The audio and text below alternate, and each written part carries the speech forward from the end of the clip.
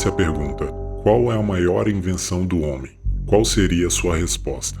Há muitas opções, e talvez você diria fogo, porque nos dá calor, proteção e a capacidade de cozinhar nossas refeições, ou talvez você escolheria a roda, porque revolucionou a maneira como transportamos objetos e nos locomovemos, permitindo o desenvolvimento de veículos e máquinas que tornaram a vida mais eficiente e fácil. Enquanto ambos são excelentes escolhas, a maior parte do tempo, quando pensamos nas maiores invenções da humanidade, tendemos a esquecer um dos mais importantes de todos: dinheiro. Mas, ao contrário de outras grandes invenções do homem, o dinheiro é irrelevante. Talvez seja por isso que muitas vezes não pensamos nele. Ao mesmo tempo, como algumas das outras grandes invenções como o fogo, o dinheiro é algo não tangível, é apenas uma ideia, uma ilusão, cujo valor é inexistente, determinada apenas pela importância que atribuímos a ele, ou pelo menos como o conhecemos hoje. No entanto, o fato de que o dinheiro é uma ilusão não diminui de forma alguma a sua importância.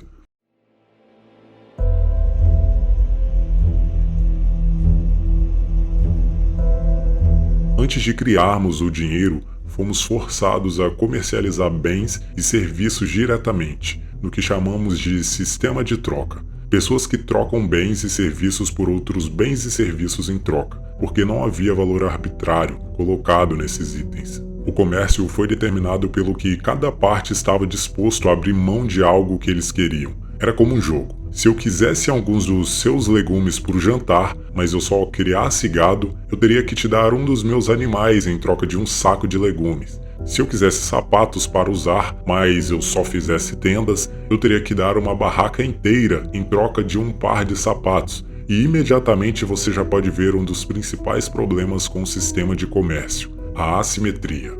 Como fabricante de tendas, não tem como eu não me sentir enganado ao ter que trocar um espaço inteiro por um simples calçado. Isso porque não havia meio de troca padronizado.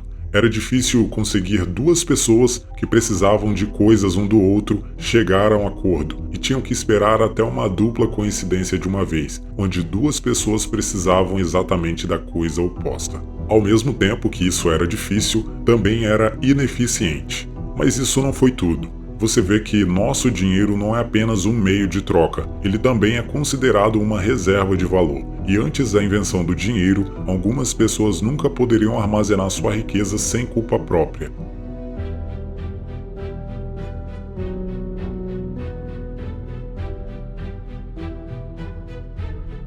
Eu quero que você pense no fazendeiro que vende tomates e o homem que faz tendas. O homem que faz tendas, ele poderia criar uma vila inteira de móveis bordados, negociando com quem precisasse de um lugar para descansar a cabeça o ano todo, e ele provavelmente ganharia dinheiro com isso. Mas o agricultor que vende tomates só poderia negociar quando os tomates estiverem na estação. Isso porque os tomates são produtos perecíveis. Você não pode mantê-los por um longo período de tempo. Então, embora ele estivesse fazendo o mesmo esforço em seu negócio como o que o fabricante de tendas faz, não haveria absolutamente nenhuma maneira de ele permanecer rico o ano todo. Também existia o problema de ter algo que poucas pessoas quisessem. Hoje em dia, ao iniciar um negócio, muitas vezes irão te dizer para encontrar um nicho de um pequeno grupo de pessoas que estão muito interessadas no que você tem a oferecer. As pessoas que mais tiveram sucesso eram aqueles que possuíam coisas que todos queriam, coisas como armas, pele de animal e sal. Mas depois que todos passavam a perceber que as pessoas queriam essas coisas, eles começaram a comprá-los, mesmo que eles não precisassem daquilo no momento. Isso apenas para que eles pudessem negociar com as pessoas mais tarde. E assim, o dinheiro/mercadoria tornou-se uma coisa. As pessoas trocariam bens e serviços por itens mais comuns, como sal ou armas, e só usariam isso para trocar pelo que eles querem de outra pessoa.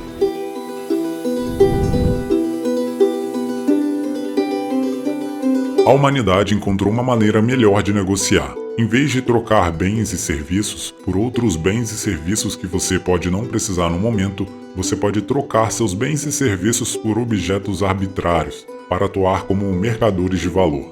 Depois disso, você poderia usar esses espaços reservados para obter bens e serviços. Assim, você realmente negociaria por algo que quisesse de outra pessoa. A ideia foi brilhante. Tão brilhante que o mundo inteiro lentamente se afastou do sistema de troca para o sistema de troca de dinheiro. Mas ainda havia um problema. Com este meio de troca, o dinheiro passou a valer qualquer coisa. Ele precisava ser escasso, porque quanto mais disponível algo é, menor é o seu valor implícito. E se todos pudessem colocar as mãos, mais ele perderia o seu valor, e se assemelharia a coisas como areia ou conchas, que você poderia facilmente pegar em qualquer praia. Ainda não era realmente uma boa medida de valor. Como resultado, por volta do ano 770 a.C., as primeiras moedas de metal foram criadas na China. Como uma espécie de homenagem, os chineses fizeram versões em miniatura das ferramentas que já foram consideradas como moeda. E após eles lançaram as moedas em bronze, e pronto. Era isso. O dinheiro finalmente valia alguma coisa. E você não poderia simplesmente ir a uma praia ou em algum lugar e pegar bronze, pois ele era escasso. Tinha valor. Até este momento, o dinheiro não era uma ilusão. O valor de uma moeda era determinado pelo valor do metal em que a moeda foi feita. Se você tivesse uma moeda feita de 1 grama de ouro, valeria 1 grama de ouro. No entanto, reis e governantes descobriram rapidamente o poder do dinheiro. Eles perceberam que quanto mais desses minúsculos metais preciosos você tivesse, mais você poderia controlar. E assim, em 600 a.C., Guides, o primeiro rei da Lídia, criou a primeira casa da moeda oficial, onde ele criou as moedas usando uma mistura de prata e ouro e carimbou com diferentes imagens ou nomes para distinguir moedas de diferentes valores, assim como as moedas que usamos hoje. Agora as pessoas poderiam facilmente dizer o valor do pedaço de metal que eles estavam segurando, simplesmente olhando para a foto em seu rosto. Mas os reis do mundo queriam mais dinheiro, e metais preciosos eram muito caros. E para que a produção continuasse, eles começaram a emagrecer as moedas, misturando os metais mais caros com metais mais baratos. Logo, todas as moedas em circulação valiam menos do que a imagem em seu rosto diziam que elas valiam. E assim nasceu a ilusão do dinheiro.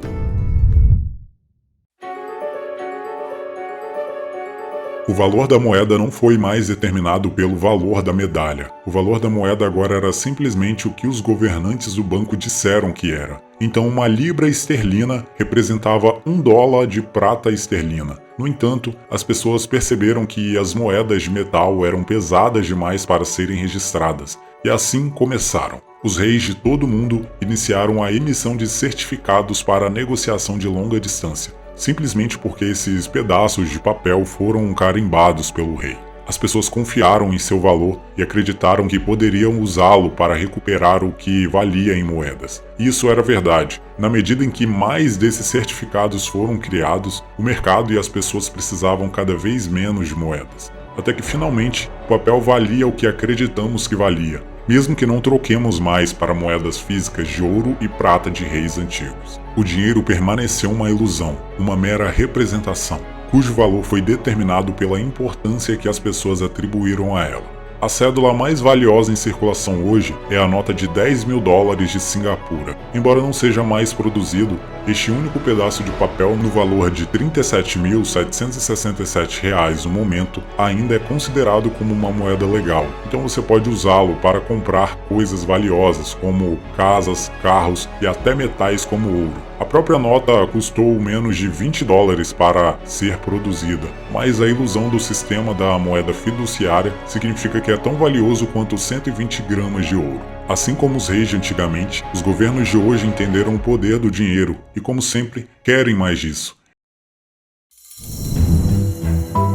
Eles sabem que quanto mais peças de papel você tiver, mais poder você possui. Eles podem simplesmente criar mais pedaços de papel a partir do nada. Se, por exemplo, o governo dos Estados Unidos querer $140 milhões para comprar outro jato F-22, eles podem simplesmente imprimir o dinheiro para fazer isso. Mas há um problema para que não gere uma inflação desenfreada. Por mais que eles tenham liberdade para produzir mais e mais cédulas de papel, é necessário que a quantidade de dinheiro em circulação esteja lado a lado com a produção de bens e serviços que estão sendo produzidos. Porque quando há mais dinheiro sendo impresso do que bens e serviços, tudo isso aumenta de preço e o valor do próprio dinheiro cai. É por isso que muitos economistas e até mesmo pessoas comuns como você e eu estamos preocupados com a atual moeda de reserva global. O mundo ainda se recupera da pandemia de 2020, ano em que a maioria das economias teve que ser fechada. Os bens e serviços disponíveis na produção geral da economia foi reduzido a meras gotas. E o mundo meio que parou por um tempo,